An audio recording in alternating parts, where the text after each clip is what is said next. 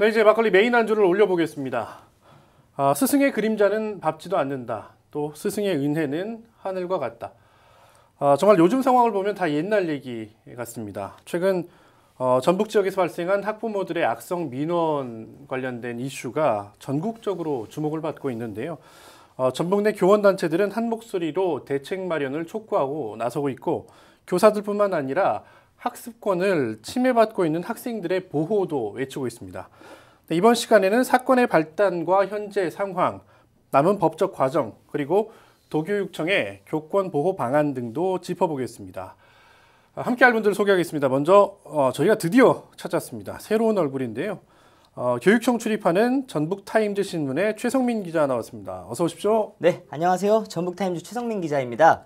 네. 먼저 이 자리에 초대해 주신 SK 브로드밴드 관계자분들한테 감사의 말씀을 드리고 네네네. 하세요. 준비하신 거 하세요.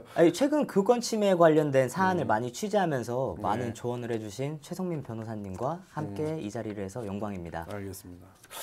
마치 이렇게 수상소감 같은 건데 박수 한번 치고 있어야죠. 아마 방송이 사실 쉽진 않을 텐데 첫 방송이어가지고 좀 긴장감도 있긴 할 거예요. 네. 제가 잘 이끌어 드릴 테니까 잘 따라오시면 될 것 같고. 네, 잘 따라가겠습니다. 네, 그리고 이분도 역시 어렵게 모셨습니다. 전북 교육청의 모든 문제는 내게 맡겨라. 전북특별자치도교육청 교권 전담 변호사입니다. 최성민 변호사입니다. 어서 오십시오. 네, 감사합니다. 기자님. 두 분은 이제 잘 아실 것 같고. 네. 그리고 공교롭게도 두 분이 성함이 같습니다. 네. 우최성민, 좌최성민인데 네, 오늘 방송은 두 최성민과 함께 해보도록 하겠습니다. 네, 바로 시작해보죠. 변호사님. 네. 일단은 궁금한 게 있습니다. 교권 전담 변호사 제가 이렇게 소개를 해드렸잖아요. 네. 교권 전담 변호사라는 거 제가 이제 못 들어봤습니다만 네. 최근에 생긴 걸로 알고 있어요. 네. 뭐 역사가 있습니까? 교권 전담 변호사의 역사? 사실은 그렇지 않습니다. 네. 교육청의 교육과 관련된 일에 법률적 분쟁이 이렇게 깊어지리라는 생각은 없었던 것 같고, 네네네. 가장 작년에 서희초 사건 이후로 이제 교권 침해가 우리 사회에 미치는 영향이 크다 보니까 네. 교사들을 보호할 수 있는 방안이 필요하겠다라는 그런 취지에서 교권 전담 변호사 자리가 나기 시작했고 전국 교육청에서 이제 채용하기 시작한 것으로 알고 그래요. 있습니다. 그러니까 교권을 전담하는 변호사가 생긴 거는 어찌됐든 안타까운 사건입니다만 서희초 교사 사망 네, 사건 맞습니다. 이후에 이제 전북교육청도 그렇게 한 것 같고요. 저는 이제 개인적으로 변호사님께 좀 궁금한 게 있습니다. 제가 네. 뭐 사전에 방송하기 전에 잠깐 얘기를 나눴습니다만 그러니까 변호사님이 교사 출신이시라면서요? 그렇게 됐습니다. 그래서 혹시 교권 전담 변호사를 해야겠다라고 하는 마음도 있으셨던 겁니까? 네, 그렇습니다. 처음부터 저는 사실 개인적인 여러 가지 저 자신의 경험 때문에 학교와 교육청이라는 곳을 굉장히 좋아하는 사람이었습니다. 그래서 예. 어떻게든 저 처음에 시작한 것도 11년간의 교사 생활을 처음 한 곳도 학교였고, 네네. 그리고 나서 교육청에 가서 일해야겠다라고 생각을 하고 변호사가 된 다음에 네, 그리고 또 저희 선생님들에 대한 제가 사실은 이곳이 전라북도가 제 고향이거든요. 네네네. 네, 그때 당시에 저희 은사하셨던 모든 선생님들이 한 분 한 분이 저에겐 소중한 존재였기 때문에 그분들을 위해서 일할 수 있는 자리가 마련되어서 예. 적극적으로 지원하게 되었습니다. 알겠습니다. 참 특이한 이력을 갖고 계셔가지고 한번 여쭤봤고요. 이번엔 최성민 기자한테 한번 물어보죠. 네. 최성민 기자는 교육청 출입하면서 항상 늘 열심히 취재를 하고 있는데 네. 제가 옆에서 보고 있습니다만 최근에 이제 일부 초등학교에서 벌어진 약성 민원, 그다음에 교권 침해 사례 뭐 그런 것들에 대한 취재를 꽤 열심히 하는 것 같아요. 네. 뭐 계기가 있습니까?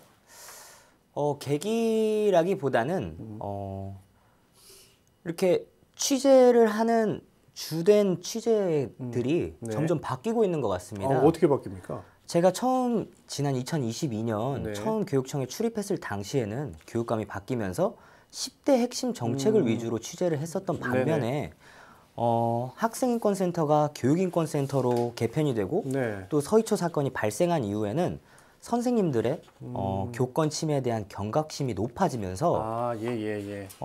이런 사안들이 수면 아래 감춰져 있던 이런 사안들이 점점 떠오르고 있는 것 같습니다.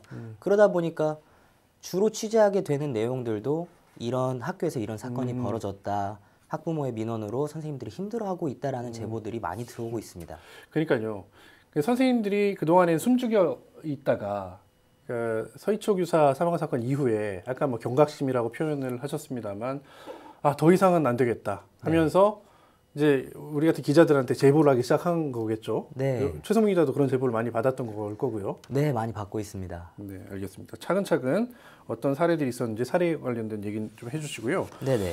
뭐 하나 이제 그냥 지나가는 얘기입니다만 최성민 기자는 학교 다닐 때 그때 선생님 말씀 잘 들었어요? 저는 잘 들었다 생각하는데 네. 선생님들은 저를 많이 이렇게 좋아하지는 않으셨던 것도 같아요. 아, 그래요? 네. 그때 잘 못했던 거를 네. 기자가 돼서 교권 보호를 위해서 기사를 쓰면서 갚겠다라고 하는 마음으로 네. 취재를 하고 계신 거죠? 더 열심히 하겠습니다. 알겠습니다. 네, 변호사님. 네. 교권 침해 사례가 사실 갈수록 네. 물론 아까 잠깐 얘기했습니다만 어떤 계기를 통해서 경각심을 선생님들이 가지면서 이런 사례들이 수면 위로 더 올라가서 그런 것도 있겠습니다만 네. 교권 침해 사례가 실제적으로 많이 증가하고 있다고요? 네, 그렇습니다. 뭐 최근 3개월 동안 교권 침해 신고된 것이 전국적으로 1,360사건이나 됩니다. 3개월이요? 네, 맞습니다. 네네. 그리고 지난해 교권 침해 심의 사건이 1,200여 건인데 반해서 네네. 오히려 네. 더 증가하고 있는 추세입니다. 또 무엇보다도 이번 본 사태가 보여지는 것처럼 저희 전라북도 관내 사건의 경우에는 교권 침해가 심각한 이유로 저희가 뭐 특별하게 교권 침해가 더 많다 다른 지역보다 이렇게 말씀드릴 수는 없는데 네네네. 이렇게 심각하게 느껴지게 된 게는 악성적인 몇몇의 사건들이 네네네. 저희 전라북도에 집중되어 있었기 때문에 그런 것으로 보여집니다. 알겠습니다. 말씀하셨던 것처럼 최근 3개월 동안 교권 침해로 1,400여 건이 심의가 됐다고 해요. 네, 맞습니다. 이거 엄청난 사실 양인데, 근데 뭐 양으로 전라북도가 교권 침해가 더 많다라고 볼 수는 없지만 그렇습니다. 말씀하셨던 것처럼 몇몇 사례가 회자되면서 전국적인 이슈가 됐던 건데, 요걸 한번 이제 우리 최 기자한테 여쭤볼게요. 네.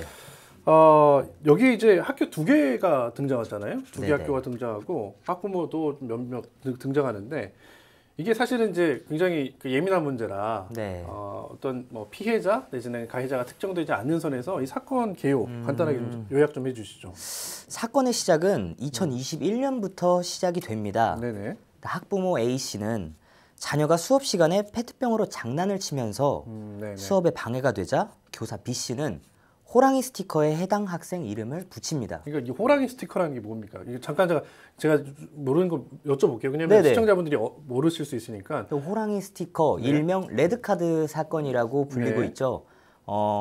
빨간색 옷을 입은 호랑이에 네네네. 즉 무언가 잘못을 한 학생, 뭐 수업을 방해한 학생들 이름을 붙이는 네. 예전에 우리 학교 다닐 때 칠판에 떠든 사람 해가지고 적었잖아요. 네. 그런 거랑 비슷한 개념인 네, 거네요. 그런 거랑 비슷한 개념입니다. 알겠습니다. 일단은 이 선생님이 이 아이의 이름을 이 호랑이 스티커에 붙이게 됩니다. 여기까지 설명을 했고요. 네네. 그러자 학부모 A 씨는 이를 문제 삼아 수없이 많은 민원을 제기하고 네. 교사를 아동학대로 신고합니다. 아동학대로 신고했습니다. 네네. 교사 B 씨는 지속적인 악성 민원으로 병가에 들어가게 됐지만 이후에도 학부모 A 씨는 해당 학급의 담임 교사들에게 아동학대 신고, 협박 및 끊없는 민원을 제기하게 돼서 그 다음에 2021년 5명의 담임 교체가 발생하게 됩니다. 그러니까 사건의 발단 아까 얘기했던 것처럼 호랑이 스티커라고는 레드카드 사건이 있었고 그거를 아동학대로 신고한 데 더해서 네네. 담임을 교체하면 다시 또 문제를 제기해서 담임을 교체시키고 5명이나 교체시켰다는 거 아니에요? 네네. 그때 학교 때 이후엔 또 어떻게 됐습니까? 이후 2022년에 네. 학부모 A 씨는 자녀들을 이제 전주 M 초등학교로 네, 전학을 보내게 됩니다. 네. 그 다음에 이제 네. 다른 학부모도 한 분 계시죠. 네. 두 학부모는 현재 자녀가 재학 중인 M 초등학교에서도 끝없는 민원을 제기하고 있고 아동학대 고소 협박을 해 해당 학교 교장 선생님은 명예퇴직을 하셨고 아이고. 현재 해당 학급은 올해 2024년도에만 담임교사가 7번 교체됐습니다. 이게 그 아까 뭐 다수의 민원을 제기했다. 최 기자가 그렇게 얘기했는데요. 어느 정도입니까? 죄송한데 진짜로 제가 소송 담당하고 있던 변호사였기 때문에 네. 제가 그 민원을 세보려고 했습니다. 네네. 근데 진짜로 셀 수가 없습니다. 아, 그 정도예요? 그러니까 우리가 네. 뭐 한 30번, 40번 뭐 그 정도가 아닌 거예요? 30번, 40번이었으면 귀여울 정도. 아, 그래요? 네, 이렇게 민원을 제기하시면서 꼭 같이 하시는 말씀들이 선생님들을 아동학대로 고소하겠다라고 위협을 하십니다. 아, 네네네. 그러니까 이제 선생님들께서는 굉장히 네, 마음의 상처 그리고 교직에 대한 회의 이런 것들이 드실 수밖에 없었고 이 부분을 실제로 2023년 2023도 37858 판결에 의해서 네네네. 이게 대법원 재상고까지 간 사건인데 네. 대법원 재상고심까지 가서 확정된 사건의 판결의 주인공들이 바로 이 학부모님들이십니다. 아, 예, 예. 근데 이 판결문에 따르면 네. 학부모 A는 2021년 4월 20일 당일부터 상당한 기간 네네. 2021년부터 Y초등학교에서 네. 반복해서 담임 교체만을 요구하였고 이게 판결문 내용입니다. 네네. 실제 이때 당시에는 3명의 교사가 음, 교체됐습니다. 네네. 그리고 두 번째 교사는 실제로 사직하셨고 아. 교단을 떠나셨습니다. 그래요. 그리고 나서 그 과정에서 담임 선생님께서는 이것 부분에 대해서 내가 고칠 수 있는 것들은 고치겠다. 학부모님들의 의견을 전격 수용하겠다라고 하셨는데 그런 것들을 거부하시면서 말씀드린 것처럼 부적절한 말과 행동을 계속 하셨어요. 그리고 나서 이러한 행위들이 주로 일어났음에도 불구하고 정작 A와 B 학부모도 그때 당시에 같이 계셨습니다. 이 언어 통일을 위해서 A 학부모, B 학부모 이렇게 하시면 네. 그래서 A와 B는 본인들이 당사자인 본 사건에 대해서 대법원 판결문에 받은 당사자신데 네. 그만하셨으면 좋겠는데 이제 어느 곳에서 말씀하신 것처럼 이거 대법원의 판결문을 갖다가 개인 판사들의 성향이라고 하세요. 네네네. 그래 놓으시고는 네. 같이 M초로 가셔서는 M초에서도 같은 문제를 일으키신 겁니다. 그렇죠, 그렇죠. M초에서 발생한 5학년 7번의 담임 교체는 A, B 학부모가 또다시 악의적으로 민원을 제기하시면서 하나가 더 있습니다. 아동학대 고소하겠다고 위협하신 겁니다. 또 그렇게 아동학대로 계속 얘기하는 네, 거죠. 그래서 네네. 결국 학생들이 가장 큰 피해를 입게도 네. 알겠습니다. 그 최 기자, 네. 그 제가 알기로는 최 기자가 가서 이제 그 관련된 그 선생님들, 네네. 피해 선생님들을 만나서 인터뷰도 해봤던 걸로 알고 있는데 네. 그 선생님들은 어떤 얘기를 하십니까? 그러니까 왜냐하면 이 아동학대로 신고될 경우에 그 동안에는 그냥 걸면 걸리는 것처럼 네. 선생님들이 굉장히 힘들어했거든요. 나중에 이게 무혐의 판정을 받더라도 몇 달 동안 계속 경찰 조사 받아야 되지, 뭐 때에 따라서는 뭐 소가 제기되면 재판도 받아야지 그런 상황이었단 말이에요. 그러니까 네네. 지금 이런 사건을 겪은 교사들을 네네. 만나봤을 때 어떤 고충을 좀 얘기합니까? 전학 오기 이전에 네.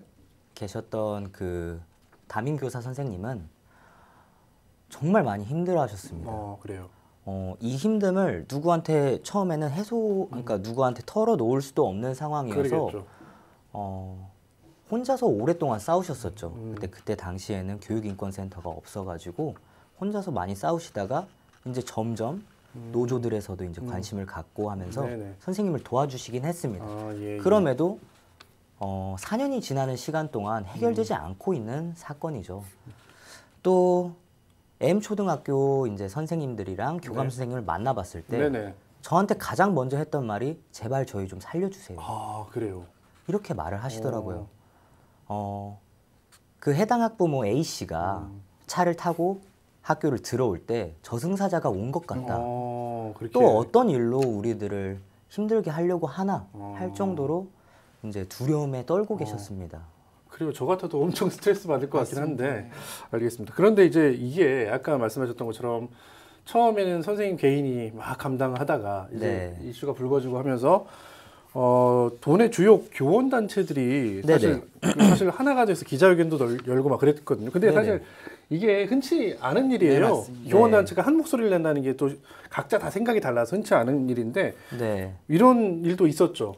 네, 이번 사안이 이제 서희초 사건 이후 전국 교사들의 이목이 집중된 사안인 만큼 네. 교권 및 학생의 인권 보호, 교육력 회복을 위해서 교원 단체들 누가 먼저랄 것 없이 나섰던 것 같습니다. 제가 이번 프로그램을 준비하면서 전북교총 오준영 회장이랑 전화를 해봤는데요. 네네. 이제 회장은 정상적인 교육 활동을 왜곡해 아동학대로 무분별하게 신고하는 사안이 많아지면서 교사들은 두려움에 떨고 있다고 합니다.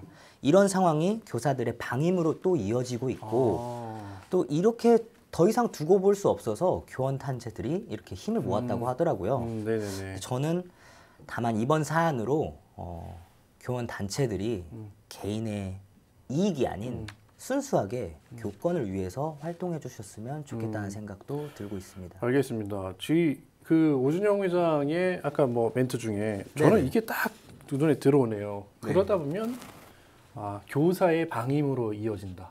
그럼 결국에는 피해는 학생들이 보는 거잖아요. 맞습니다. 교사들이 학생 누가 이렇게 그렇게 해서 막 이렇게 지도하고 교육하려고 하겠어요. 결국은 피해는 학생들이 보는 거 아닙니까, 교사님? 네, 맞습니다. 저도 이 점만큼은 꼭 좀 말씀드리고 싶었던 게 학부모님들께서 악의적으로 이렇게 민원을 제기하시면 교사들의 교권 침해일 뿐만 아니라 결국은 피해자는 학생들로서 학생들이 수업권 침해가 일어나게 됩니다. 네네. 이 점만큼은 꼭 좀 모든 그 사회 각계각층의 모든 분들께서 신경을 써서 한번 살펴봐 주셨으면 하는 그 본 사건에 있어서 가장 핵심 사건은 뭐니 해도 이거 아니겠습니까? 맞아요. 그러니까 사실 학교는 아주 간단하잖아요. 학생들이 교육을 받으러 가는 장소인데 거기에서 교육을 받는 여건이 이런 사안들, 이런 문제들 때문에 침해받는다고 하면 그것처럼 사실 가장 큰 문제는 어디겠어요? 최 기자. 네. 또 다른 거는 이게 참 그 교원 단체들이 한 목소리를 내는 것도 굉장히 이례적이지만 네. 학부모들 입장도 좀 궁금해요. 학부모님들도 사실은 당장 우리 아이들이 피해를 보기 때문에 이 네. 문제에 대해서 걱정이 굉장히 많잖아요. 네네. 학부모들은 뭐라고 이런 사건에 대해서 표현하십니까? 이제 해당 학교 학부모들은 이렇게 저한테 말을 했었습니다. 학교의 편도 학부모 A씨, B씨의 편도 아니다. 그저 우리 자녀가 평화롭고 안정적인 학교에 다녔으면 좋겠다는 마음뿐이다라고 말을 해줬는데요. 반면에 학부모 단체에서는 사안이 예민하다 보니까 좀 대답을 피했던 것 같습니다. 네네네네. 또 맘카페에서는 네. 전주에서 활동하고 있는 맘카페에서는 네. 문제가 된 학부모는 반드시 처벌받고 특별교육 이수보다 강한 조치가 주어져야 한다라는 말들과 학부모가 다 같은 학부모가 아니다. 악성 민원으로 교사뿐만 아니라 학생들이 피해를 보고 있다 등의 의견들이 나오고 있습니다. 그래요. 그러니까 학부모에도 다 같은 악성 민원을 하는 학부모는 아니겠죠, 당연히. 대부분의 네. 학부모는 안 그러겠습니다만, 변호사님, 진짜 궁금한 게 이제 이렇게 사실 악성 민원에 대한 이슈가 커지면서 어떻게 보면 정당한 민원을 제기하는 학부모의 목소리가 오히려 위축될 수도 있다라는 생각도 들거든요. 그래서 이 악성 민원의 기준? 그런 게 혹시 있을까요? 좀 어려운 문제긴 합니다만. 네, 악성 민원의 기준이라고 어떤 말씀을 드리는 것은 굉장히 어려운 일일 것 같습니다. 왜냐하면 저희 전북특별자치도 교육청은 언제나 학부모님들의 정당한 의견 제시에 대해서는 열려 있는 곳입니다. 그리고 당연히 학부모님들이 자신의 자식의 교육에 관해서 당연히 의사표명할 수 있는 것이죠. 근데 악성 민원이냐 아니냐라고 하는 것보다는 사실은 저는 이렇게 한번 말씀드리고 싶어요. 아까 전에 말씀드렸던 그 두 명의 학부모님들처럼 선생님들을 위협하시면서 아, 예. 네, 뭐 가령 대표적인 경우가 아동학대 고소 위협이었고 실제로 그분들은 그걸 행하셨고요. 그런 것보다는 교사 고유의 권한인 교육과정 편성이라든지 운영 혹은 평가의 권한, 정당한 생활 지도에 나타나 있는 그러한 교사들의 생활 지도에 대해서는 네. 분명히 학부모님들께서 의견을 제시할 수는 있지만 이 부분을 가지고 교사에게 문제를 제기하시는 것은 네. 안 됩니다. 그리고 네. 또 무엇보다도 교사는 전문직이라는 사실을 꼭 좀 기억하셔야 됩니다. 제가 그냥 드리는 말씀이기는 했는데 병원에 가면 네. 의사의 말을 따라야 하고 재판정에 가면 변호사의 말을 따라야 하는 것처럼 네. 학교에 가면 교사의 말을 따라주시는 것이 네 그게 알겠습니다. 좋지 않을까 생각하고 있습니다. 그렇다고 해서 이제 학교에서 벌어지는 뭐 아동 학대, 실제 아동 학대가 있었거나 그런 사건에 대해서 뭐눈 감아주고 그러지는 않잖아요. 어우 네, 절대 그러지 정당하게. 않습니다. 여기 이제 대표적으로 최정민 기자님과 네. 제가 여기 발령받자마자 일어났었던 사건 기억하다시피 이제 모 사건이라고 말씀은 못 드리겠지만 제가 아무리 교권 전담 변호사라고 하더라도 교육청은 본질적으로 네. 학생을 보호하는 조직입니다. 네네네. 따라서 학생에 대해서 아동학대 사안을 일으키신 교사분에 대해서는 네. 저희 교권 전담 변호사도 절대 대응하지 않습니다. 네네네. 네. 알겠습니다. 자, 그런데 이런 사례가 이제 끝나지는 않았어요. 최근에 또 네. 사례 하나가 또 나왔잖아요. 우리 네네. 정읍 쪽인가요? 네네. 이쪽에서 또 학부모가 악성민원을 제기한 사례가 있다고 하는데 어떤 사례입니까? 최근 정교조 전북지부에서 네. 이 사안으로 기자회견을 열었었는데 정읍 A 중학교에서 네. 교사 B 씨가 네. 학부모 C 씨로부터 학생이 모르는 문제를 칠판에 풀게 해 망신을 줬다는 이유로 아동학대로 고소를 했었습니다. 이것도 아동학대? 네. 근데 수사에 나선 경찰은 네. 교원의 정당한 교육 활동과 생활지도 권한으로 판단해 혐의 없음으로 불송치 결정을 냈지만 네. 지난달 학부모 C 씨는 경찰의 결정에 이의 신청을 하면서 교사 B 씨는 검찰 조사를 앞두고 있습니다. 아, 그래요. 네네. 결국 또 아동학대로 신고된 건데 뭐 어렸을 때 사실 저희 많이 그랬잖아요. 24번 나와 출판해서 이제 문제 풀고 네. 사실 참 그 문제를 못 풀 때의 그 부끄러움이 뭐 있긴 합니다만 모르겠습니다. 이 전반적인 사건의 개요를 다 살펴봐야 되겠지만 어디까지가 또 아동학대인지 좀 궁금하고 아무튼 이런 사례들도 네. 계속해서 좀 번지고 있다라는 거고. 자, 그래서일까요? 저 기자 하나 더 궁금한 게 네. 이런 악성 민원 때문에 아까 말씀하셨던 것처럼 어떤 선생님 한 분은 아예 그냥 교직을 떠난 분도 계신다면서요. 네, 그래서 이렇게 교단을 떠난 교사들이 실제로 많다고요? 네, 실제로 많이 있습니다. 네. 교직 이탈률은 매년 증가하고 있습니다. 네. 교육 전문가들은 아동학대 처벌법 제정 이후 교권 추락과 이로 인한 생활지도의 어려움에 기한한 것으로 이제 네. 이해하고 있는데요. 정년을 채우지 않고 명예퇴직을 하는 고경력 교사들이 기하급수적으로 늘어나고 있고 네. 교단에 선지 얼마 지나지 않은 신임 교사들 사이에선 네네. 교직 탈출은 지능순이라는 말이 유행되고 있습니다. 네네네. 또 수험생들의 선호 대학이었던 교대의 인기도 줄어들게 되면서 네. 수능 합격선이 큰 폭으로 하락하는 등 기피 현상이 커지고 있습니다. 그래요. 제가 그 IMF를 겪었던 학번인데 그때 추승 기자는 잘 모르겠지만 그때 의대에 합격한 친구들이 거기를 포기하고 교대를 갈 정도였습니다. 네. 아주 안정적인 직장이다 해가지고 그렇게 인기가 많았고 유능한 인재들이 많이 갔었는데 요즘에는 뭐 누가 교사 되려고 하겠어요 이런 상황에서. 그래서 교대의 입학률도 굉장히 낮아지고 있다 그런 얘기를 하셨습니다. 네. 자, 변호사님 이제 조금 이제 정리를 해야 될 것 같긴 한데요. 네.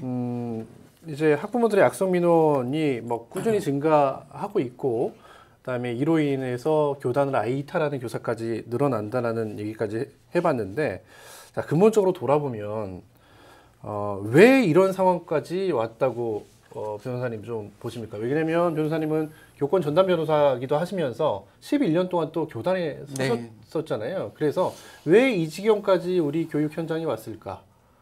좀 궁금합니다. 의견이 좀 궁금합니다.